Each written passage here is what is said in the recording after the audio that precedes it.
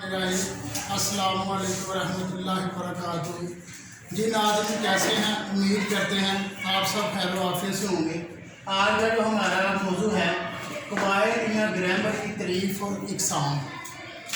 تو ہر زبان کے کچھ اصول اور ضابطے ہوتے ہیں جن کے پیش نظر اس زبان کو صحیح طور پر سیکھا سمجھا اور بولا جاتا ہے۔ ان اصولوں ضوابط کو قواعد یا گرامر کہتے ہیں، یعنی ہر زبان کو سیکھنے کے لیے کچھ اصول ہوتے ہیں جن کو ہم قواعد یا گرامر کہتے ہیں۔ اب قواعد یا گرامر کے دو حصے ہوتے ہیں، حصہ صرف، حصہ نحو۔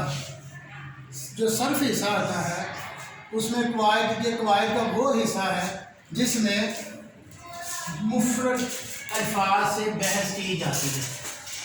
مثلا یہ لفظ واحد ہے یا جمع ہے، مذکر ہے یا مؤنث ہے، فعل ہے یا حرف ہے۔